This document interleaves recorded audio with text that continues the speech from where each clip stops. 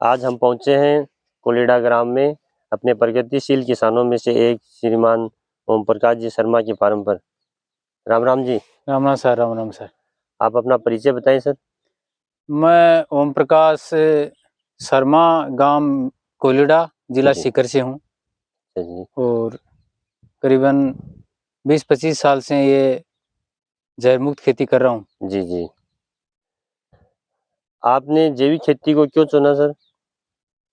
जैविक खेती को इसलिए चुनना पड़ा कि आज देखो वातावरण की प्रतिकूलता और मानव स्वास्थ्य, पशु स्वास्थ्य और एक जो केमिकल होती है उसमें पानी भी बहुत ज़्यादा लगता है और जी इसमें जो बैक्टीरिया जीवाणु होते हैं वो जमीन के अंदर नमी बनाए रखते हैं जी और कैंसर जैसी घातक बीमारी आज फैल रही है, उसको देखते हुए किसान का भी स्वास्थ्य की आवश्यकता है जी जी और जो उपभोक्ता है उसको भी एक स्वास्थ्य को मद्देनजर रखते हुए इस खेती को करना अति आवश्यक हो गया है। जी।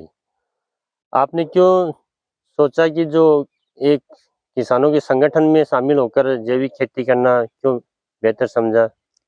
संगठन में यह होता है कि इसमें मतलब कोई भी समस्या का आदान प्रदान हो सकता है और सब्जियां एक साथ कोई एक साधन में जा सकती हैं जी और उसमें समूह में करने से उसका किसान का मनोबल भी बढ़ता है और जो किसान की जो समस्याएं होती हैं देसी बीज का आदान प्रदान भी किया जा सकता है और इसमें किसान को जो विशेष जो नवाचार करने वाले किसान है उससे जो साधारण किसान है वो काफ़ी कुछ सीख भी सकते हैं, वो भी आगे बढ़ सकते जी हैं, जिससे इस खेती में मुनाफा बढ़ने की पूरी संभावना रहती है। जी जी जी। एक जो आप क्यों सोचते हैं कि जो किसान जैविक खेती उपज ले रहे हैं उसका स्वयं किसान के लिए भी बहुत अच्छा उत्पादन रहेगा या स्वास्थ्य के लिए अच्छा रहेगा, या आप क्यों सोचते हैं? हाँ नहीं, इसके लिए तो क्या है कि ये जैविक करना इस आवश्यक है कि किसान का जब स्वास्थ्य सही रहेगा तभी तो क्या है कि वो अच्छे से काम कर सकेगा, क्योंकि जमीन के अंदर हम जहर डालते हैं तो उससे उत्पादन जहरीला होता है और वो किसान के भी मन मस्तिष्क पर मतलब काफ़ी प्रभाव डालता है, उसके स्वास्थ्य पर प्रतिकूलता काफ़ी होती है। तो उसको देखते हुए मतलब ये जो जैविक कृषि है ये उस किसान को भी स्वास्थ्य में अनुकूलता लाती है और उसके विचार मन मस्तिष्क स्वस्थ रहते हैं। तो इस खेती के अंदर भी काफ़ी हद तक वो क्या है अपने जो उत्पादन को है वो लगभग केमिकल के बराबर ला सकता है। जी जी। तो आज तक आप जो खेती कर रहे हैं जैविक खेती, उसमें कुछ समस्याएं हैं जो समस्याएं कुछ आपके आती हैं, सामने? जैसे मान लो खरपतवार की समस्या है अच्छा अच्छा।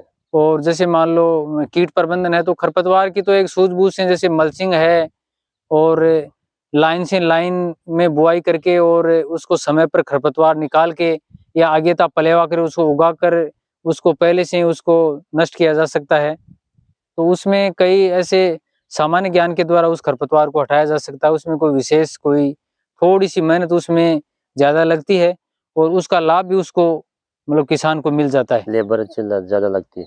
हाँ, लेबर थोड़ी उसमें थोड़ी ज़्यादा लगती है। जी जी। और अपने जो जैविक उपभोक्ता है उनको कुछ संदेश देना चाहेंगे सर?